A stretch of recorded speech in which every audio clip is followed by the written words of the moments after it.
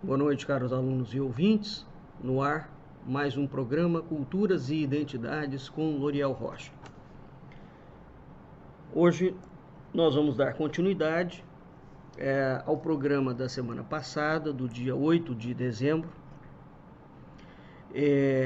intitulado Templários em Portugal, Fontes e Documentos. Nós estamos lendo e comentando o artigo acadêmico da doutora Maria Cristina Ribeiro de Souza Fernandes, cujo título é A Ordem do Templo em Portugal, algumas considerações em torno das fontes para o seu estudo. Essa é a segunda parte, portanto, desta aula, e nós fizemos algumas considerações sobre os templários na semana passada. Vimos que há uma diferença entre os templários europeus, os templários da Península Ibérica, né? E dentro da Península Ibérica já existe, deixe-me explicar isso melhor, existe uma diferença de organização e de procedimento junto às monarquias entre os templários da Europa e os templários da Península Ibérica. É óbvio que a Península Ibérica está dentro da Europa, evidentemente, mas eu estou fazendo aqui uma analogia, né, entre duas zonas, e dentro da Península Ibérica, os templários na região portuguesa, os templários de Portugal e em Portugal, e os templários de Aragão, Castela e Leão também têm uma diferença notória de atuação, sobretudo em razão dos compromissos que nós temos assumidos entre as monarquias e a ordem. Evidentemente que essa relação nem sempre foi uma relação, digamos, pacífica, porque a ordem tornou-se extremamente poderosa, né? Sobretudo no território que a gente hoje chama de Espanha, né? É preciso recordar que naquela altura, sobretudo no momento em que os templários são criados, não é? No século X, XII, XI, que haviam reinos peninsulares distintos, composto por forças distintas, monarquias distintas, e a Península Ibérica estava também povoada pelos mouros, né? Mouros é uma designação que significa moreno. Então você tem uma presença de povos árabes ali dentro, não só os muçulmanos, evidentemente. De modo que há uma situação que vai acontecer aqui na Península Ibérica que é completamente diferente, né? Bem, recordando mais uma vez, em Portugal, a presença templária é assinalada muito cedo, né? A gente tem quando Dona Teresa doa o castelo de Soure e o seu termo ao emissário da ordem enviado à Península Ibérica, que é Raimundo Bernardo, em troca da sua colaboração na reconquista do território aos mouros. Conforme nós falamos, essa reconquista do território aos mouros não é simplesmente uma questão de expansão da fé cristã, mas, sobretudo, é uma política, ou é uma geopolítica, como queiram, de forças, não é? Porque os mouros, os árabes, o mundo muçulmano, juntamente com as monarquias itálicas, venezianas, com os bancos, formavam um poderio, era o grande centro econômico e financeiro na altura. né?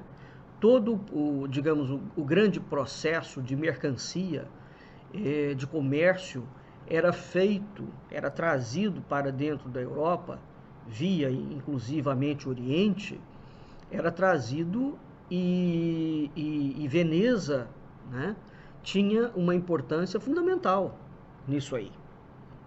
Então a gente tem uma nobreza europeia que já atua com os árabes, né, e nós temos um outro tipo de nobreza que vai romper esse processo, né? Então, evidentemente que quando os árabes são expulsos da Península Ibérica, há um redesenho do mundo, econômico, geográfico, financeiro, e verdade seja dita, e é preciso que seja dito com todas as forças, a expansão do cristianismo pelo mundo, portanto, o cristianismo extraterritório europeu, ele não foi feito pela coroa, pela Igreja Católica.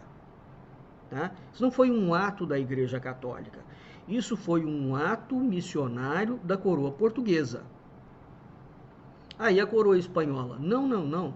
A Espanha veio na esteira dos descobrimentos portugueses e de uma forma bastante diminuída. E nunca houve, dentro da coroa espanhola, um sentido de missionação e de expansão da fé. O projeto português é um projeto realmente diferenciado, né? Então hoje, se o cristianismo foi levado às Américas, à África, aos confins, a outros confins da Europa e sobretudo à Ásia, nós devemos isso à coroa portuguesa. Excessos foram cometidos, mas evidentemente que foram. Ninguém está aqui passando panos em relação a isso. Os excessos são cometidos não por orientação da própria coroa em si, porque o ser humano é uma criatura difícil, não é? Ele se exacerba quando ele tem o poder na mão. Bem, a própria igreja pegou pesado em muitos momentos históricos, né? Ora, os jesuítas, só para citar um exemplo desse caso, os próprios jesuítas dentro do Brasil foram acusados de conspirar contra a coroa portuguesa. E era um fato, hein? Conspiravam mesmo, há documentos em relação a isso.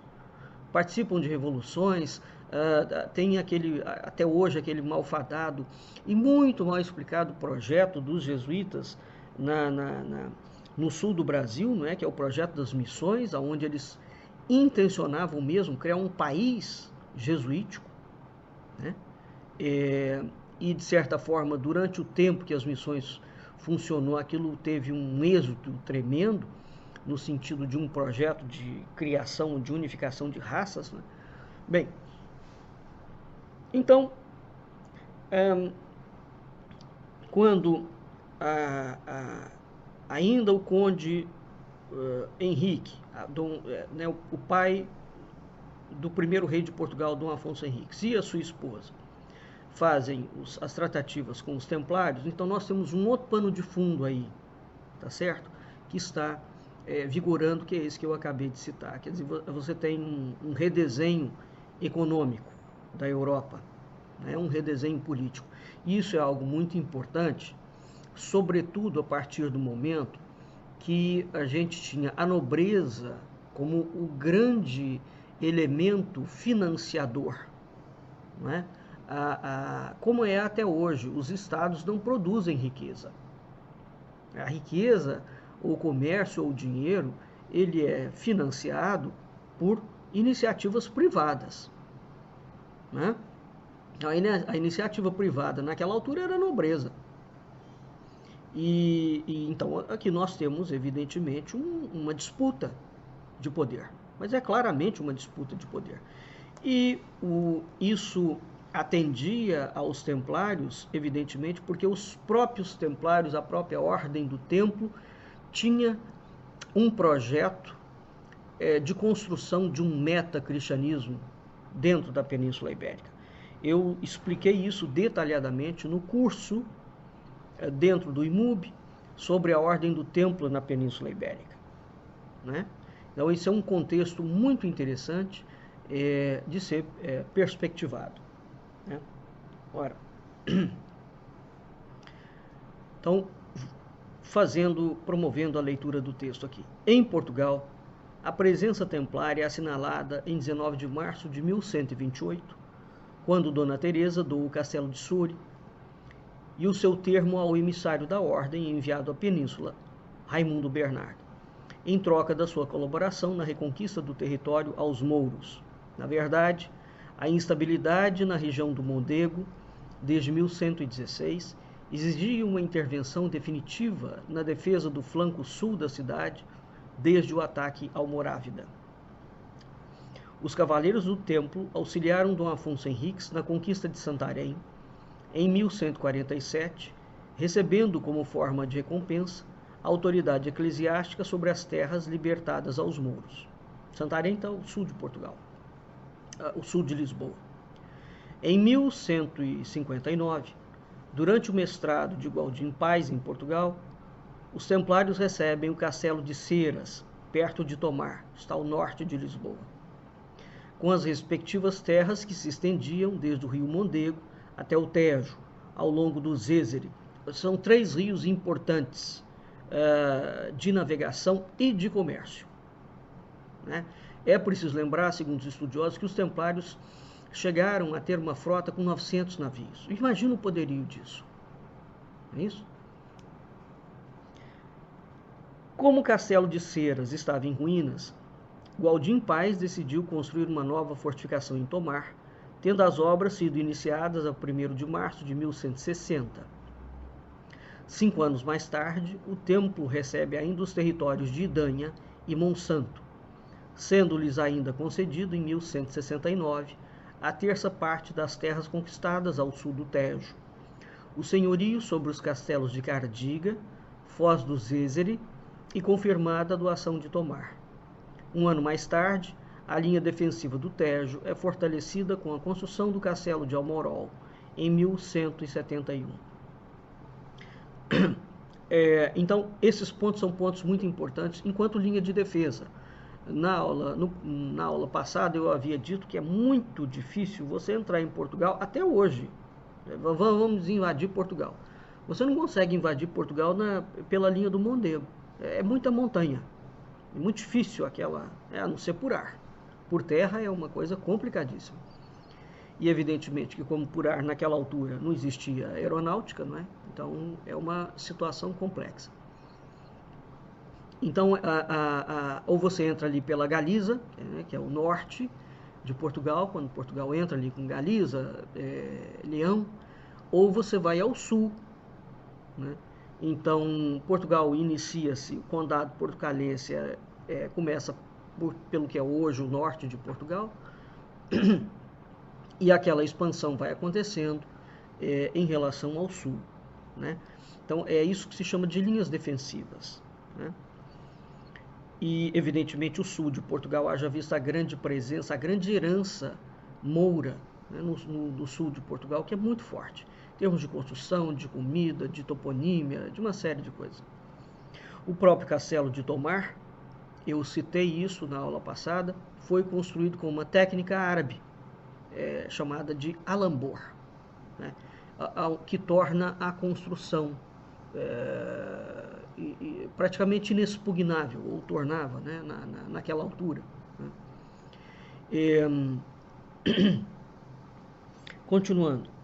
Assim, quando a 13 de julho de 1190, o rei de Marrocos cerca os templários em Tomar. O potencial militar desses freires é confirmado, estabelecendo como necessária a sua presença na defesa do território, situação que se fazia sentir até o reinado de Dom Dinis. Ao longo desse período, a Ordem do Templo vai implantar-se geograficamente ao sul da linha do Mondego, consolidando sua posição territorial na beira interior. O processo iniciado por Filipe o Belo a partir de 1308, contra os Cavaleiros do Templo, conduziria em Portugal ao surgimento de uma nova milícia. Nessa data, mais concretamente a 12 de agosto, Clemente V, pela bula Reino dos Céus, dirigida aos príncipes do Ocidente, dá conhecimento do processo movido contra os templários, convocando o Concílio Ecumênico de Viena para outubro de 1310. Falei também na aula passada que isso levou alguns anos para a Santa Sé emitir essa bula. Durante esses anos, Dom Dinis, juntamente com os reis de Leão e de Castela e de Aragão, criaram uma estratégia e a ordem não foi extinta. Então ela é extinta na Europa inteira e permanece viva na Península Ibérica. Ela é extinta não, ela é suspensa na Europa inteira. O esforço de Dom Dinis para impedir a saída dos bens do templo para a ordem do hospital, ou os hospitalários, leva o monarca a procurar testemunhar os direitos régios sobre estes, argumentando que apenas teria sido garantido à ordem do templo o uso perpétuo das terras do reino, continuando estas a pertencer à coroa portuguesa. Paralelamente, a nível externo, Dom Dinis procura aliados ibéricos, estabelecendo pactos de aliança com Fernando IV, rei de Leão e Castela, no ano de 1310, e com Jaime II, rei de Aragão, em 1311. Estes tratados acabariam por revelar muito positivos, já que permitiram obter da Santa Sé a isenção de entrega dos bens templários existentes na Península Ibérica à Ordem do Hospital, sendo estes canalizados para o combate aos infiéis que constantemente atacavam a costa portuguesa. Essa ação de Dom Dinis constitui uma hábil resolução que diplomaticamente soube conservar as riquezas de uma ordem extinta através da criação de uma outra, a Ordem de Cavalaria de Jesus Cristo. Aqui também eu vou voltar a repisar um assunto sobre o qual eu já falei muito. A herdeira e sucessora autêntica e legítima por bula papal da ordem do templo é a Ordem de Cristo portuguesa. Tá? A Ordem de Cristo em Portugal, desculpe. Portanto, a maçonaria, isso é importante frisar, porque a maçonaria arvora-se herdeira dos templários. Nunca foi, isso é um embuste monumental, isto é uma falácia.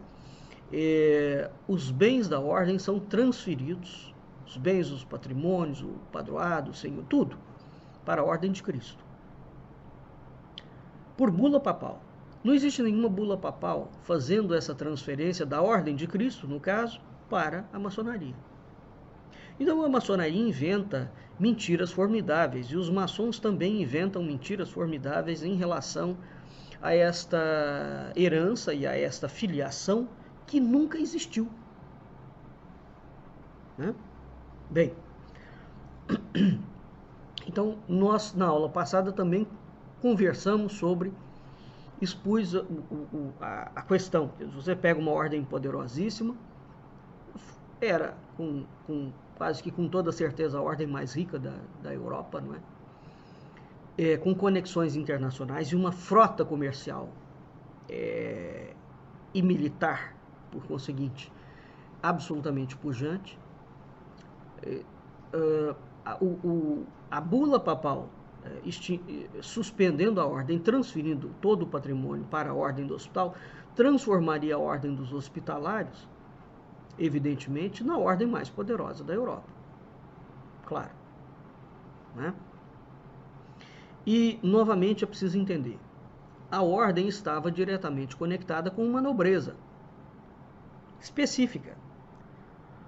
Uma vez que você faz essa manobra, não é, de suspender os bens da ordem, suspender a ordem e transferir os bens para uma outra ordem, você desarticula essa nobreza que está articulada, evidentemente. E isso foi feito, não é? Isto não será feito, ou será feito de uma forma bastante minimizada, em Portugal e em Espanha. Mas mesmo em Portugal, conforme eu já falei, isso é uma leitura minha, particular. Creio que a coroa portuguesa Dom João I, Dom João II e, sobretudo, Dom João III, que é o homem que extingue verdadeiramente a ordem.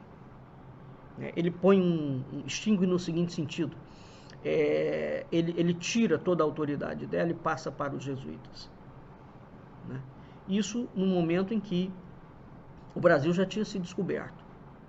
As consequências desse processo são terríveis, porque durante o século XV, século XVI, Portugal é uma potência. Potência, indubitavelmente. Depois Portugal vai entrando num ocaso. E eu não tenho dúvidas de que esse ocaso deve-se, em grande medida, a essas ações da coroa portuguesa em relação à ordem. Bom, continuando. Traçado este contexto introdutório, cabe explicar que o ponto de partida de nossa investigação, isso é a autora falando, foi a recolha relativa à documentação existente no núcleo documental das ordens militares portuguesas no Instituto dos Arquivos Nacionais, Torre do Tombo, e que constitui o fundo de base para o conhecimento desta ordem. Simultaneamente, recorremos ainda a outros núcleos documentais do mesmo arquivo, nomeadamente ao das chancelarias régias, gavetas, coleção de bulas, leitura nova, com especial relevância para o livro dos mestrados, onde se encontram numerosos documentos transladados da Ordem do Templo e cujos originais são ainda possíveis de identificar nos fundos das gavetas e bulas. Apesar deste fundo constituir o mais significativo, foi ainda possível identificar alguma documentação dispersa no Arquivo Distrital de Braga e na Biblioteca Nacional de Lisboa. E tem que considerar, evidentemente, o arquivo que está presente ainda no Vaticano, não é? No entanto, essa tarefa não se revelou simples, sendo numerosos os problemas que se levantam com a identificação das fontes relacionadas com a Ordem do Templo. A ausência de um cartório da documentação templária, a dispersão da mesma, provocada sobretudo pelo processo de extinção e pela dimensão internacional da ordem, assim como a pulverização patrimonial no nosso reino e o seu percurso histórico, são aspectos que dificultam a sua identificação, uma vez que esta se encontra dispersa e se confunde com a documentação da Ordem de Cristo, herdeira preferencial dos seus bens. Como é sabido, em tempos medievais, o recurso ao registro escrito não era frequente e muitas vezes ficava reservado a elementos que garantiam a posse de patrimônio e do exercício de determinados direitos. Bem, sobre o arquivo distrital de Braga, a nota é a gaveta das propriedades e rendas da Mitra, a gaveta de notícias várias, a gaveta de quindênios, décimas, subsídios, donativos, tributos e findas, gaveta primeiro das igrejas, gaveta dos concílios, sínodos e juntas eclesiásticas, caixa das bulas e livro das cadeias.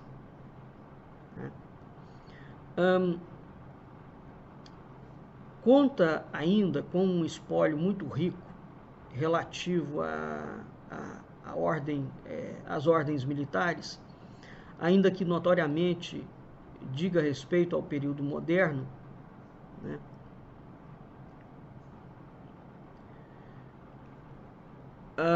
Os códices de Pedro Álvares Seco, existentes no Fundo Geral, e as crônicas relativas à Ordem de Cristo. No Fundo Geral, encontram-se os códices 735, 736, 738, compilação das Escrituras da Ordem de Cristo, que em conjunto com o número 737 constituem a segunda cópia dos códices 234 e 235 da Ordem de Cristo, depositados na Torre do Tombo, estando organizadas da seguinte forma: primeira parte, origem dos Templários e sua extinção, Ordem de Cristo, Ordem de Calatrava, etc. Segunda parte, escrituras de doação, testamentos no reino. Terceira parte, escrituras de bens e rendas, jurisdições, etc. em África, Ásia e ilhas. Quarta parte, privilégios e franquezas apostólicas e dos reis, a toda a ordem e pessoas delas. Esses arquivos podem ser vistos na Biblioteca Nacional de Lisboa. Com Dom João I, as ordens militares são tratadas como instituições senhoriais, que o monarca vai distribuir pelos seus filhos. Dom João I é o fundador da dinastia de Avis, né? Portanto, é a segunda dinastia portuguesa. A primeira dinastia de Borgonha, a segunda é a de Avis, a terceira é dos Áustrias, não é o período do interregno, a quarta é a de Bragança, em 1640, onde é entronizada a dinastia de Bragança, né? Bem,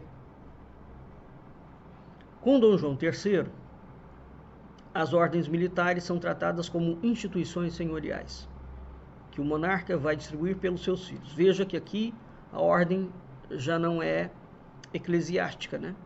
No sentido pleno da palavra. Dom João I faz uma reforma e a coroa, esse, no meu entendimento, é o início de um processo, e eu concordo com a professora Alice Lázaro quando ela me fez essa colocação, mas acho que Dom João II é o grande responsável, porque ele dá um salto, né, no sentido da confirmação desse processo, onde ele assume mestrado. E depois Dom João III, quando ele... Aí Dom João III definitivamente dá uma paulada grande na ordem, ele puxa o tapete. Onde ele retira a autoridade dela e passa para os jesuítas. E os jesuítas, de certa forma, vão se sentir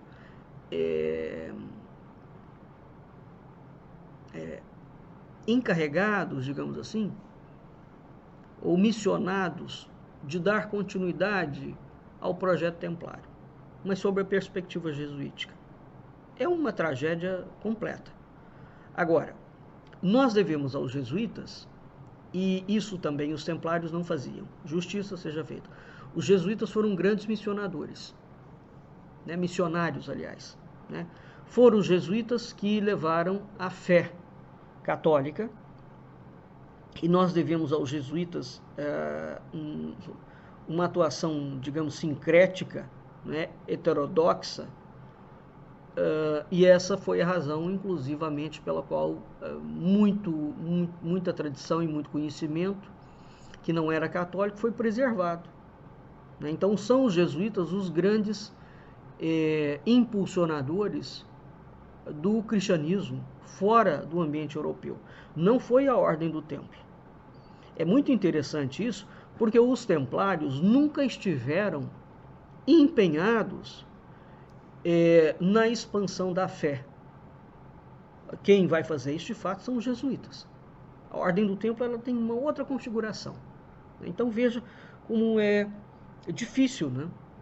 Evidentemente, para o monarca ou para as coroas terem que tomar determinadas decisões. O jogo de poder envolvido aqui é muito grande, né? Agora, eu tenho cá comigo, e já repeti isso por diversas vezes, que Portugal tinha um projeto de criação de uma igreja própria, onde esse foco, num determinado momento, a coroa portuguesa, uma igreja cristã própria, portuguesa, como fez futuramente a Inglaterra, onde a rainha da Inglaterra é chefe da igreja anglicana. No meu entendimento, esses eram os passos que Portugal daria, e não conseguiu. A Inglaterra conseguiu, né? Porque não faz o menor sentido simplesmente você começar a avançar em cima de ordens e tem um projeto claramente de expansão e de missionação, se aquilo não for resultar em algo concreto, não é? Bem, então, com Dom João I, as ordens militares, veja, as ordens militares, né? Não é só a ordem de Cristo. As ordens militares são tratadas como instituições senhoriais que o monarca vai distribuir pelos seus filhos em 1419, 1429 e 1434, se focalizarmos a nossa atenção em Santiago, Cristo e Avis. Então, são as ordens que ele vai distribuir, ordem de Santiago, de Cristo e de Avis, respectivamente. Esse processo culmina numa união definitiva dessas instituições à coroa, através da bula do Papa Júlio III, Plecara in Cristo, de 30 de dezembro de 1551, onde é concedido a Dom João III a administração dos mestrados de Avis e Santiago, unindo-se à coroa de forma inequívoca, uma vez que Dom Manuel já ocupava o lugar de mestre da Ordem de Cristo. Esse lugar, a ocupação foi feita por Dom João II, que assassinou o grão-mestre da Ordem pelo seu próprio punho. Ele matou o grão-mestre. Tá? Ele matou o mestre da Ordem. Então, veja, aqui nós estamos diante de uma fusão da coroa com a Ordem, né, com o patrimônio, com o poderio, com tudo aquilo que existe. Atualmente, o fundo documental da Torre do Tombo, relativo às ordens militares, encontra-se descrito na publicação intitulada Mesa da Consciência e Ordens, efetuada por este arquivo no ano de 1997. É uma publicação feita por Farinha e Jara. Né? Sendo o espólio relativo ao mestrado da Ordem de Cristo composto por 333 livros e 114 maços, situados cronologicamente entre 1112 e 1837, e incorporando documentação da Ordem e do Convento de Cristo em Tomar, do Mosteiro de Nossa Senhora da Luz de Carnide, e uma certidão referente à colegiada de Nossa Senhora da Conceição dos Freires. Deste conjunto documental, ressaltam os códices da Mesa da Consciência e Ordens, Códice 297, Ordem de Cristo, Convento de Tomar, Códices 1:25, 2:26, 7:27, 11:28, 14:29, 15:30, 35:31, 232, 32. Desculpe. Códices 1, 2, 7, 11, 14, 15, 35, 232, 233, 234, 235, 236, 264, 270. E tombos dos bens e direitos da Ordem de Cristo, Códice 501. Bem, esses códices do 1, 2, 7, né, é o códice referente ao tombos das igrejas, padroados, tombo dos bens e das rendas, bulas, doações, privilégios, livros das igrejas e dos padroados, livro do sumário das escrituras da Ordem de Cristo, livro de bulas e letras apostólicas concedidas à Ordem do Templo, privilégios e doações ao Convento de Tomar, tombo das igrejas, tombo da Comenta de Santa Maria de Tomar, e vai por aí afora. É uma documentação muito grande. Esses códices, apesar de referentes à Ordem de Cristo, integram documentos relativos à Ordem do Templo, e ainda que lavrados em épocas posteriores à extinção dos Templários, contém referências a essa milícia. Claro, porque a Ordem de Cristo é herdeira da Ordem do Templo. Nesse sentido, não é possível ignorar o esforço de Pedro Álvares Seco. Sobre esse esforço é preciso ver o trabalho de Castelo Branco, tá certo? Cavaleiro professo da Ordem de Cristo, juiz e contador do mestrado, que na segunda metade do século XVI, por ordem de Dom Sebastião, reestrutura o cartório da Ordem de Cristo. Isso foi uma atitude muito interessante de Dom Sebastião. Viu? Dom Sebastião tem um projeto de visa-se claramente um projeto de de recolocar a ordem no seu verdadeiro estatuto, né? E Dom Sebastião também tinha um projeto muito interessante em relação ao Brasil de mineração, né? O pesquisador argentino que trabalha no Brasil, Francisco Javier Rios, na área de mineração, fez um estudo e lançou um livro há alguns anos atrás chamado Ouro do Brasil, e vai fazer uma extensão dessa obra, onde ele analisa todo o processo de exploração de minérios dentro do Brasil e prova que a documentação, há uma falha documental muito grande e que 90% dos minérios e do ouro extraído do Brasil nunca foi parar em Portugal, foi roubado, né? E ele encontra e refaz esse percurso, muito pouco falado do período de Dom Sebastião relativo ao processo de mineração. E isso é um ponto importantíssimo, quer dizer, no século XVI, a coroa portuguesa já tem dados extremamente concretos nesse aspecto, né? De onde vai se entender também aquele cuidado, de quase aquele sigilo que Portugal impõe à ocupação do Brasil. O mundo está sendo redesenhado geopoliticamente, economicamente, e evidentemente que Portugal tinha uma ideia muito precisa no sentido de se posicionar no mundo, né, como força política. Tá? Voltando, note-se que a organização documental desses códices, em termos de conteúdo, procura refletir o espólio da Ordem de Cristo, sendo a documentação templária anexada com uma função legitimadora da posse dos privilégios e patrimônio que outrora lhe pertenceram. À parte essas circunstâncias, quanto à documentação templária portuguesa no seu conjunto global, podemos realçar alguns aspectos primordiais: escassez de fontes, períodos de grande descontinuidade dos diplomas, grande heterogeneidade documental ao nível de conteúdos e grande dispersão cronológica e temática.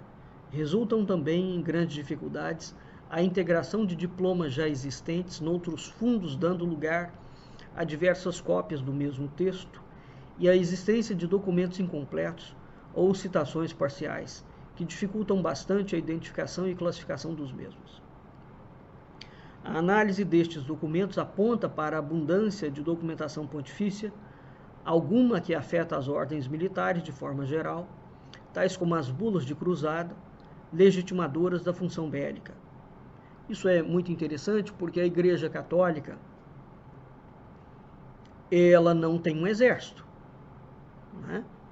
Então as ordens militares constituem um tipo de exército cristão, né? Se a gente puder pensar dessa forma. Só que as ordens militares tinham uma conexão com a nobreza de uma forma bastante estreita, né? Então há um conflito de interesses aqui, se ele já existe dentro da igreja, com a criação das ordens militares, isso se amplia.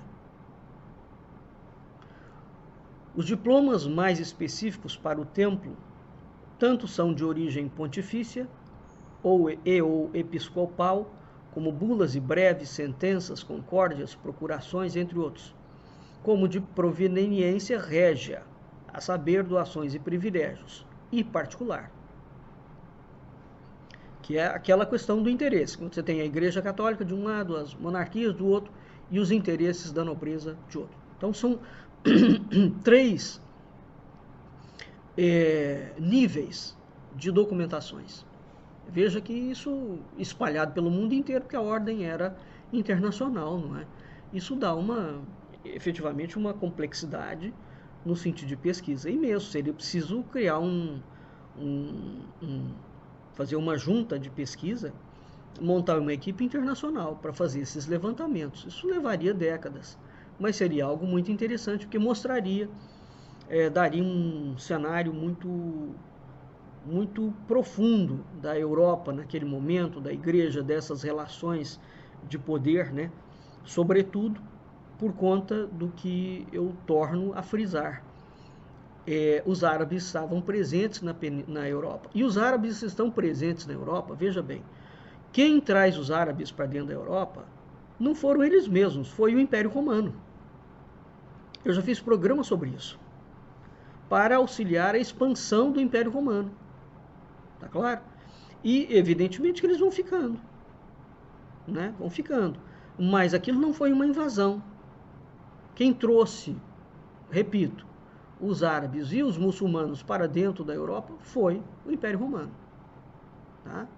É preciso ter muito cuidado no estudo de fontes documentais. A análise destes documentos, então, por sua vez, a ordem também nos aparece como produtora de registros, alguns deles emanados da chancelaria da milícia ou de oficinas notariais, como, por exemplo, doações, testamentos, forais, aforamentos ou emprazamentos, composições e procurações. Tal como Saul Gomes já fez notar, Saul Gomes é um dos grandes estudiosos dos templários em Portugal.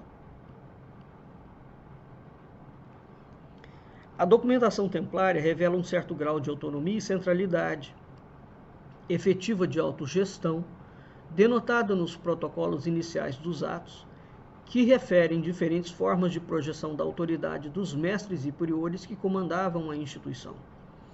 E essa observação do Gomes aqui, do Saul Gomes, é muito importante, porque isso nos dá uma ideia do poder privado da ordem, ou seja, poder extra, independente de Roma, não é? Da igreja, e independente da coroa. Né? No que diz respeito à documentação impressa, nomeadamente as crônicas específicas da Ordem do Templo de Cristo, podemos destacar as de Frei Bernardo da Costa, Alexandre Ferreira, Rodrigues Campomanes, Elisée de Montagnan, Luís de Santa Catarina, Joaquim de Santa Rosa de Viterbo e Frei Jerônimo Román. Existem ainda referências documentais avulsas impressas em coletâneas de documentos, dos quais podemos destacar o Cartulário do Marquês d'Albon, Rui Azevedo, Avelino Jesus da Costa, ou na série Portugália, Documento Histórica. Né? Portugália, Documento Vaticano, Monumento Henriquino, Monarquia Lusitana, Documentos Medievais Portugueses e Descobrimentos Portugueses, entre outros. Agora, a tragédia brasileira. Não há nenhum desses documentos que foi publicado por editoras brasileiras. Tá certo? A lacuna documental do Brasil em relação a isso é simplesmente monstruosa. Se nós quisermos estudar este tema, nós temos que ir a Portugal, ver os autores e as fontes portuguesas. Tá certo? Nós, do IMUB, em parceria com o SESDIS em Portugal, é que publicamos, pela primeira vez, uma série de documentos, alguns anos atrás, todos os livros esgotados, sobre os templários. Até o momento, o maior acervo publicado de documentação. Evidentemente que isso não é nada. O que foi publicado é uma coisa absolutamente diminuta. Diminuta. E o pior é que a gente não tem, nem dentro das universidades, dentro da USP, dentro da Unicamp, dentro da FRJ, só para citar 3. Né? Também cópias relativas a esses documentos. É uma vergonha. Sobretudo em se sabendo que o Brasil, na altura dos descobrimentos, era patrimônio da Ordem de Cristo. Né? Bem, então há todo um trabalho que precisa ser feito dentro do Brasil, no que diz respeito a isso, porque o Brasil, em razão de ter feito parte da coroa portuguesa, está dentro de todo esse projeto português. Portanto, quando se fala em templários, sim, qual é o papel do Brasil, dos templários dentro do Brasil, da Ordem de Cristo dentro do Brasil, dos jesuítas dentro do Brasil? Qual foi o papel do Brasil referente a essa missionação, a expansão da fé e do império pelo mundo inteiro? Todos esses assuntos aqui são ainda por cobrir. E repito, nós somos um grande vazio documental em relação a isso. Tá? Essa é a razão pela qual eu fiz questão de ler. Isso é um artigo, né, publicado em Portugal, para nos dar uma ideia da dimensão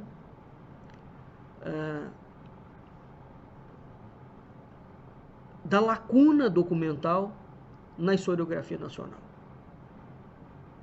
Tá bem?